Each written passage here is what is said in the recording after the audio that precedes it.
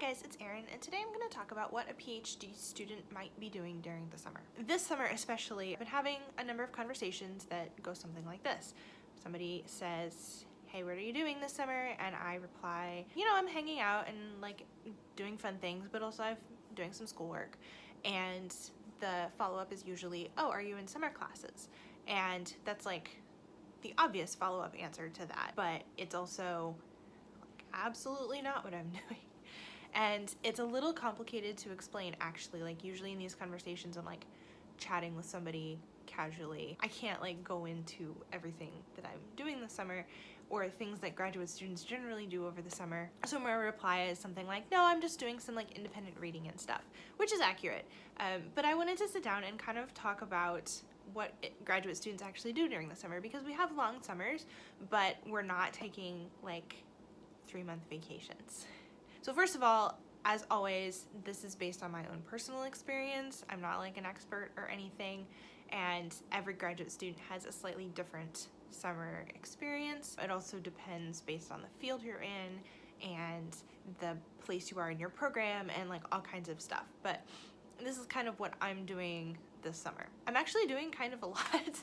I just realized yesterday was it had been a month since I turned in my last paper, and I did take a couple of weeks and just not really do anything. Last semester was super crazy, and I needed a break. I was at the place where if I tried to do something, I just was physically ugh. So at that point, it's time to take a break if you can. And I did, and I'm kind of easing back into things, but stuff's rolling now, and I need to get kind of moving with all of my summer plans because I basically have 2 months left.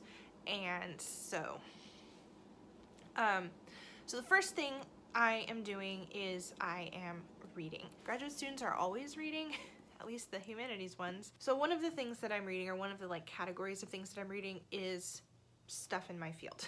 And what I mean by that is I'm specializing in early modern literature, and so I need to read all the early modern literature. And I'm only kind of joking.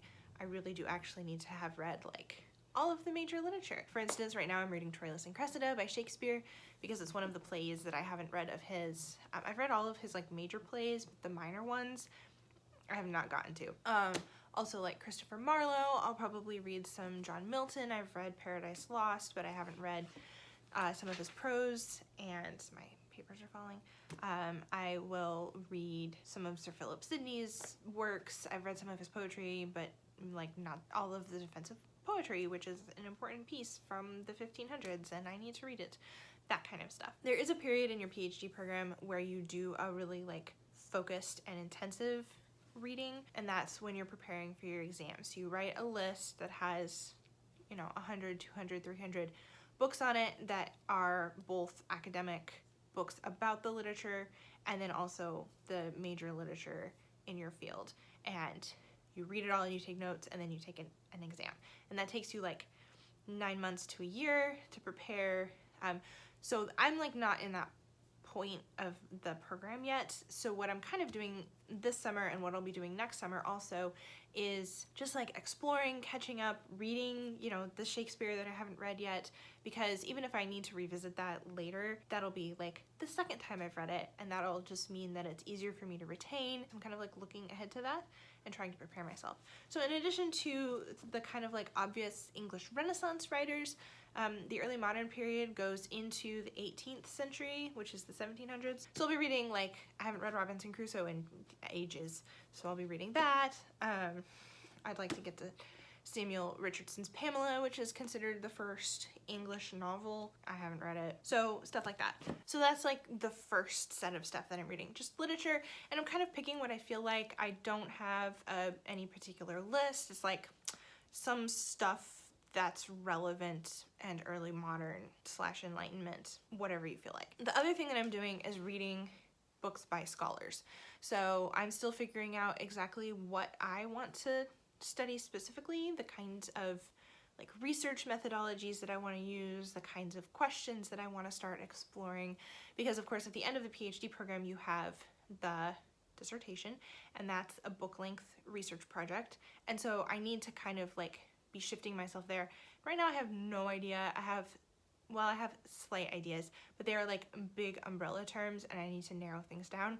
And the way to do that is to find out what everybody else has written first, because you don't want to be like, oh, I'm really interested in this thing, except there's like 12 books about it already and you don't actually have anything new to say. So I'm reading stuff about cultural history and book history and print culture and just like the early modern period in general, just to familiarize myself with some of the major writers and some of the ideas that are getting tossed around right now.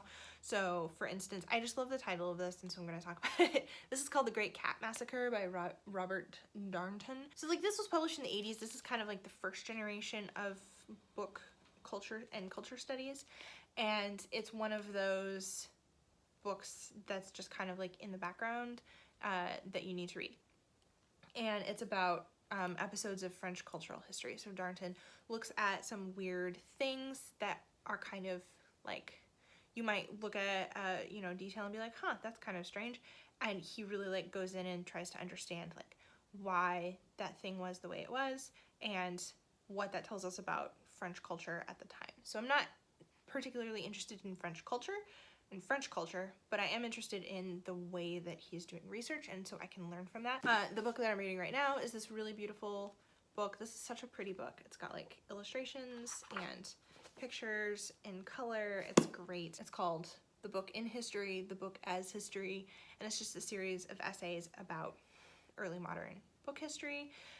This has been a really helpful book for me to read because it has a lot of different approaches and different kinds of ways of doing book history and print culture, and I really like seeing that kind of breadth because it's giving me a good picture of the kinds of things that you can do. I have other ones, but I won't share them with you. First of all, because I haven't read most of them and I don't actually know what they're about. I haven't read most of them yet.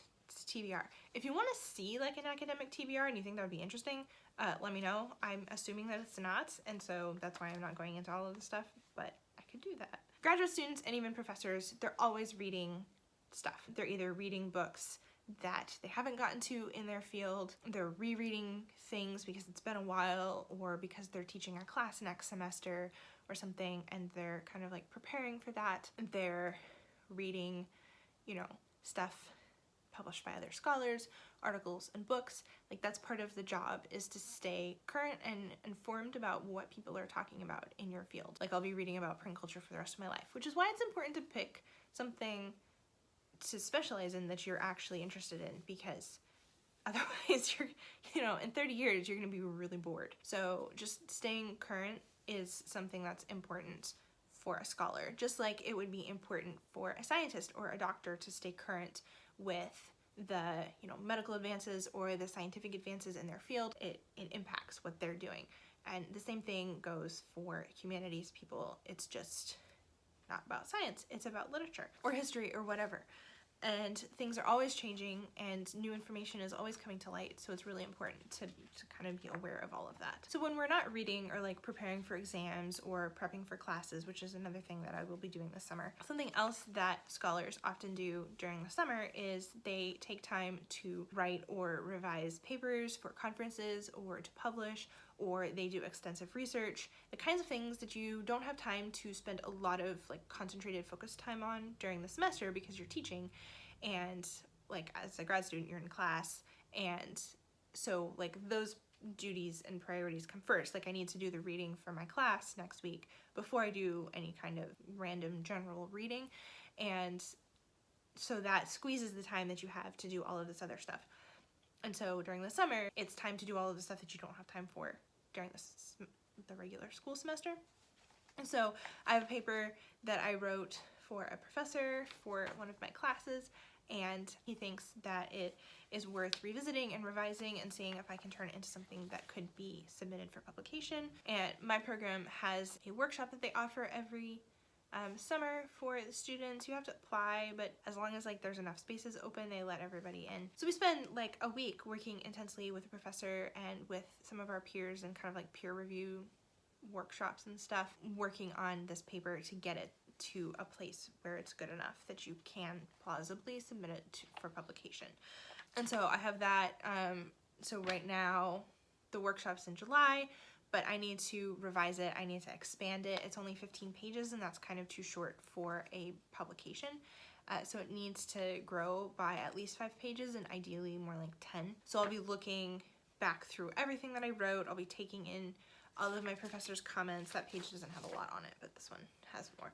So like all of his little notes and stuff I'll be looking at. I'll be fixing the grammar and like piddly things like that, but I'll also be like re-examining the argument and strengthening any weaknesses. The extra 5 to 10 pages will give me the space that I need to go back and add in more secondary criticism, more comments from other scholars, and also maybe even like this is about poetry, so I can talk more in depth about the poems that are already in the paper, and I might even have the space to talk about another poem which would maybe help the argument a little bit. So I'll be doing that kind of stuff for the next couple of weeks because we have to have a revised copy to the professor before we go on the workshop. Next year will be my first year teaching. The way my program works, we take 4 classes during our first year each semester, which is actually a lot of classes. The kind of like standard full-time load for graduate school is 3 classes, and 4 is a lot. But we're not teaching that year. So in the upcoming year, I'll only have to take 2 classes and each semester, and then I'll also be teaching. One of the things that I'll be doing is reading through all of the teaching materials. My university is really great at just helping us like take baby steps. We have a professor who works with us really closely and does like a teaching boot camp before school starts, so we're super prepared. We're teaching the like English 101 equivalent class. So I'll just be like reading through all of the course materials. I'll be taking notes. We'll be, developing lesson plans and just like making sure that we really have everything that we need to start teaching. And then the final thing that I'm doing, this is a lot. I did not realize how much this was until I sat down and started talking about it. Final thing that I'm doing is working on Latin. A lot of humanities programs anymore still require at least the knowledge of one foreign language, and that's reading knowledge. And the reasoning behind it is that even if you're studying English, a lot of important texts are in a foreign language. So even if you're doing like 20th century American literature, some of the really important theorists of 20th century literature are French and German. And so if you're working really closely with one of those theorists, then you need to learn either French or German. But I will be learning Latin. I do have a reading knowledge of French, but I need to know Latin because Latin was still the universal language in the early modern period. And so like a lot of scientific texts and stuff that I probably won't be studying are in Latin, and so it helps to know Latin. And even the stuff that's not, there's often like just anybody who went to school knew Latin, and so it's everywhere, and just having some knowledge of it and being able to translate things is helpful. And even though I've been wanting to learn Latin since high school, I have not gotten around to doing that. So I'm just studying it. It'll be a while before I have to take the translation exam, but I just need to get started now because obviously I can't like gain a reading knowledge of Latin in a month or something. So those are some of the things that I am doing over the summer. It will really, I'm kind of, like I said, I'm a month into the summer and I feel like vacation is over. I'm feeling ready to kind of dig in and tackle work. So from this point during the week, I'll be kind of doing like a normal work day's worth of work every day. Other things that graduate students might do that I'm not doing this summer in particular, going to conferences. I mentioned like preparing conference papers. A lot of times people will do those during the summer. We might travel to archives to look at original materials, and those trips can be short, a couple of days to just look at something that you need to see, all the way up to like a month or several months. Usually you have to get like a grant to have money to be able to do that because that's expensive. You don't have to pay to go to the archive, but it's expensive to live somewhere else for a month, right? And so people are doing that. Graduate students in my program who are more advanced than me are doing stuff like preparing for exams. They're writing dissertations. Once you're in the dissertation stage, you don't really like have a break. You just keep working, stuff like that. So we certainly don't have like 3 months off. We just have 3 months of less structured time.